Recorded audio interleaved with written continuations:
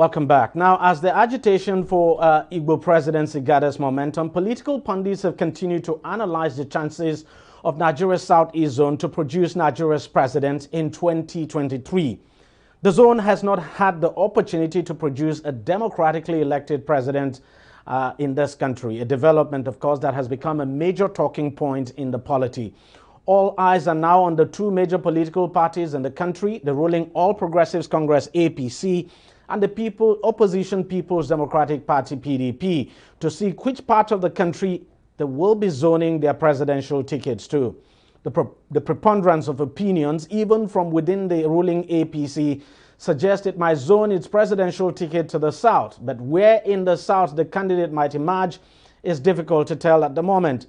It's looking like if the party zoned its ticket to the south, then it might just be a straight fight between the southeast and the southwest. As for the opposition PDP, nothing is as clear yet, but there are words out there that the party might zone its presidential ticket to the north. Now, several high-profile members of the party, especially from the north, have come out to explain that the last northern candidate to occupy the presidency under the party's platform did not actually complete his term, and so they argue that it would only be natural to let the north complete their term before the presidency moves to the south. So for them, it really doesn't matter that the current occupier of the office, President Muhammadu Buhari, is from the north and would have done 8 years in office when he completes his term of office now in 2023. Truth is, if at the end of the day only one of the two major political parties zone their presidential ticket to the south, it will change the whole political dynamics and clearly reduce the chances of the presidency even coming to the south in the first place, and the southeast in particular. And that would certainly cause more political tension in the country. As a matter of fact, you don't even need to be a political pundit to know that. For now, everyone is waiting and, of course, watching to see how the politics plays out. APC chieftain and special advisor to Lagos State Governor on drainage and water resources, Joe Igbokwe, now joins me on the program. Mr. Igbokwe, thank you very much for coming on the program. Let me start by asking you how the politics of 2023 is playing out, and what your take is on this, Igbo presidency for 2023.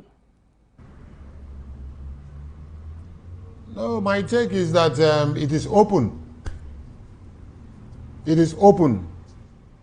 When you say it is open, what exactly do you mean? Because as we speak now, just as I tried to explain, it's not looking as if the PDP will zone its presidential ticket to the south and not even to the southeast. But for the APC, your own party, it's looking more like it, that is going to be zoned to the south. But the party has actually been silent over whether it will be zoned particularly to the southeast. No doubt about it. It was a gentleman agreement then that after Northern comes to the south, so the presidency comes to the south. Yeah, that gentleman's agreement, some people have argued, is for your own political party and not for instance, for the PDP. Whether PDP, APC, the gentleman agreement is that it's going to come to the south after Buhari 8 years. So that's what it's going to be.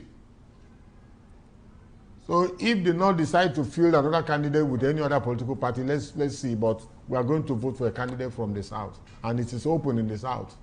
What's your take on this argument of some members of the PDP? I know you're not a member of the PDP, but what's your take on it? Because in this case, it doesn't matter whether one is a member of that party or not. It's about the interests of the entire country. So if the party is now looking at the north for 2023 and actually not looking at the south and not even the southeast, then you should be worried.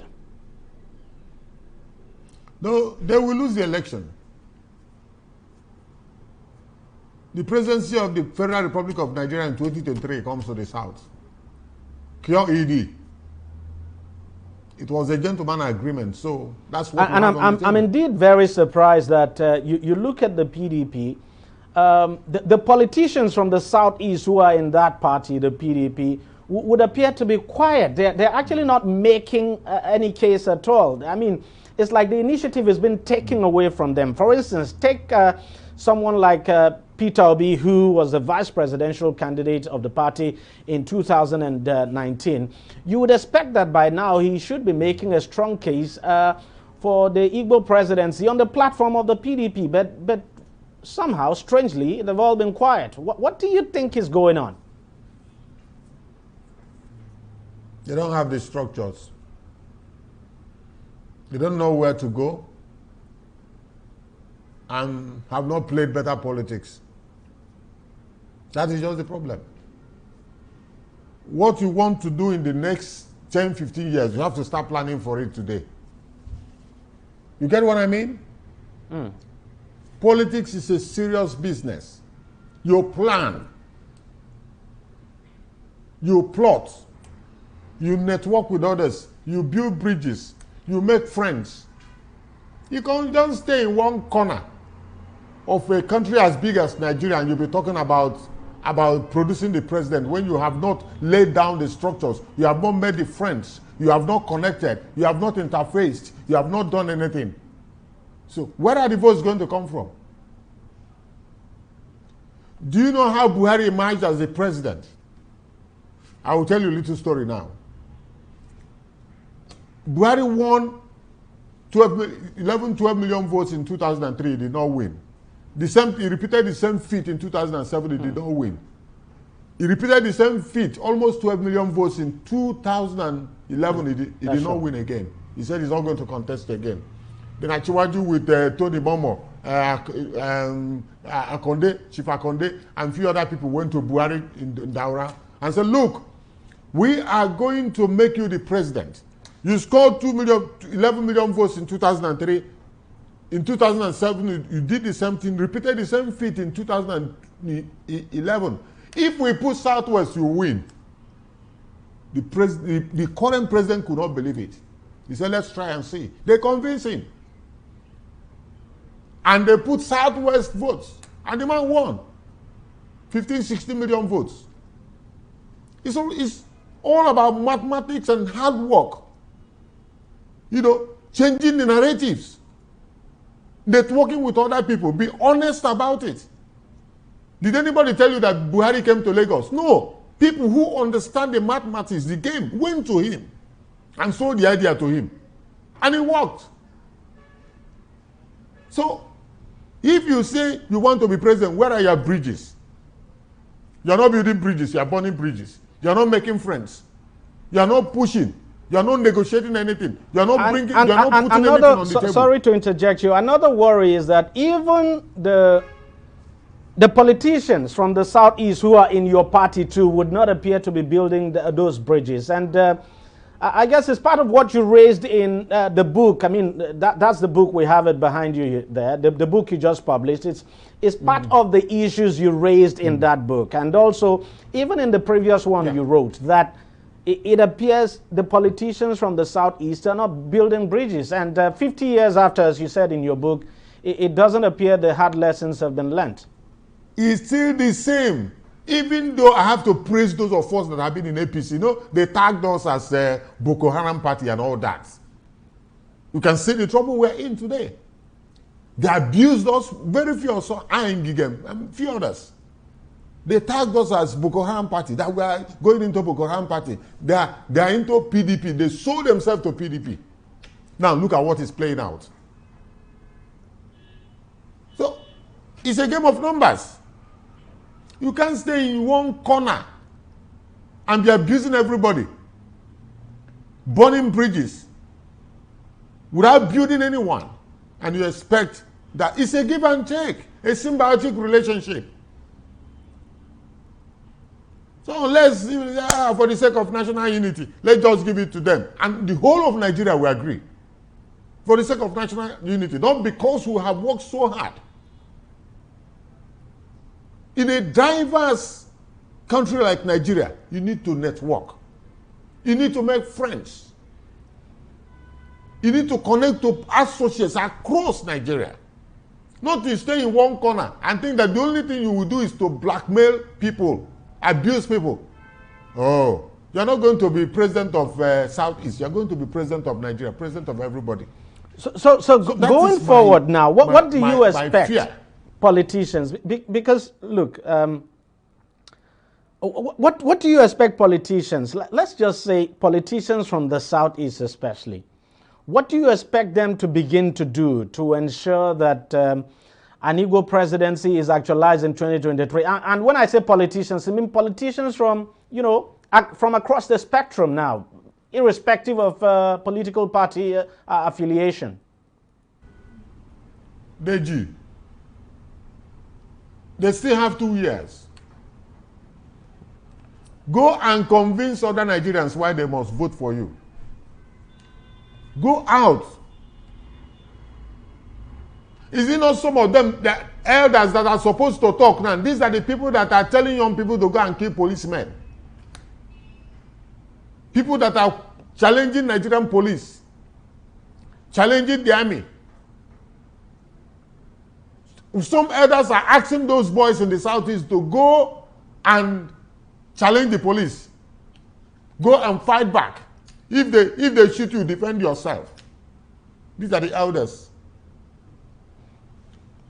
And nobody is going to give you the power of the presidency to use it to divide Nigeria.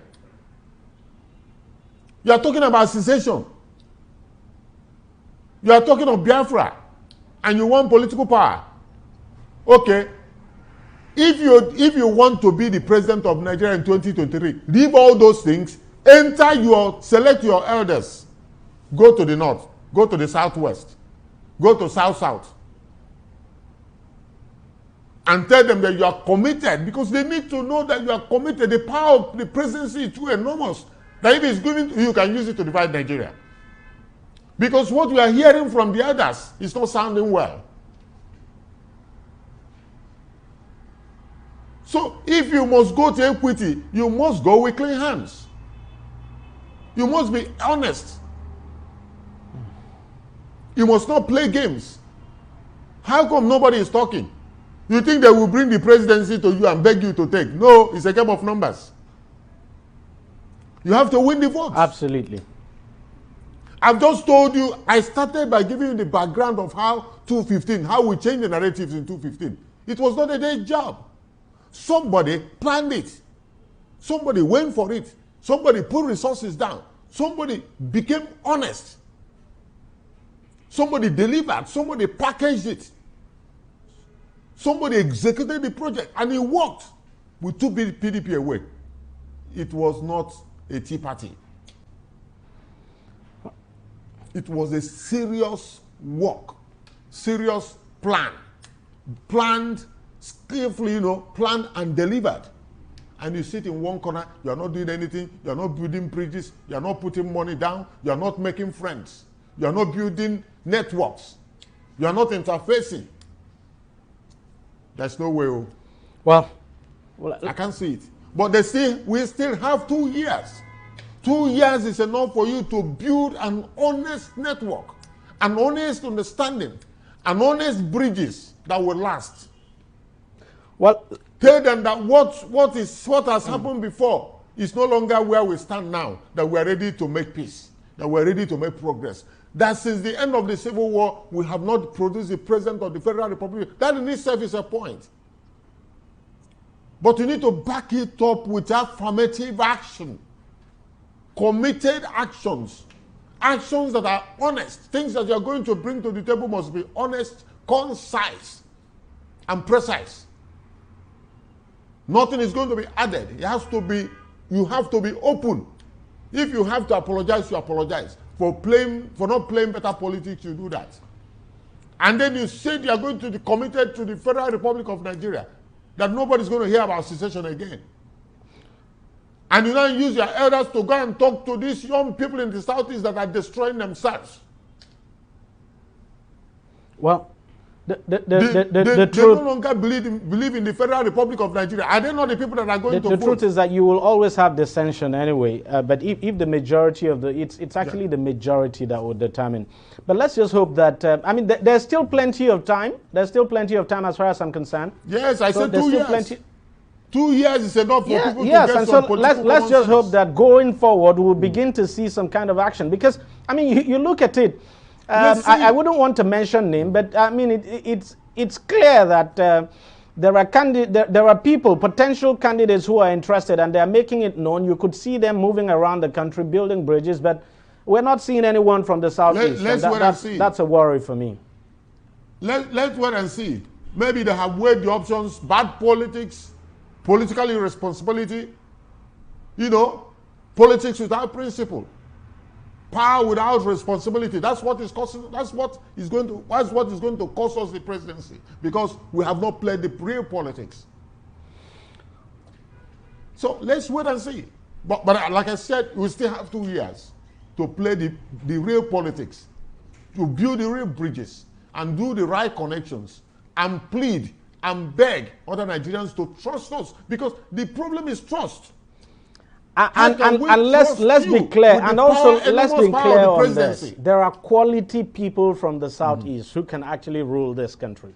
Of course, no doubt. I am qualified. DEJI, yes. I am qualified to lead Nigeria. I have a lot to bring to the table. I am a candidate, a potential candidate. If it trusted upon me today, if I get the power, I know something to do. I know what to do. So I can give you 10 names of people who are qualified to be the president of Nigeria from Southeast. But have you played the right politics? No. All right, I think I think that's where we'll just have to leave it. If you must make omelets, you have to break eggs. DEJI, can you get me? If you want to make an omelette, you have to break eggs. Absolutely. Absolutely, no doubt. Thank you very much, Mr. Joe Igbokwe, for joining us on the program. I've been speaking with Joe Igbokwe, who is an APC chieftain and a special advisor to the Lagos State Governor on drainage and water resources. We'll take a short break now and we'll be right back. Opinions are free, facts are sacred, but truth is universal. How, in practical terms, can we, for instance, de-escalate the tension? President must see himself as the president of the Federal Republic. We know where the enemy is. 3 places. The Lake Chad Basin, the border area between Nigeria and Cameroon, and then the Sambisa Forest. On DEJI360, we give you a complete dose of everything. Opinion, facts, and undiluted truth. I hardly believe what politicians say in this part of the world. A new Nigeria is possible, a future is possible. We delve into the issues, dissect it so that you can understand it, and use it to take action. I don't think there's any need for any governor to look for grant for ranching. DEJI360, dissecting the issues.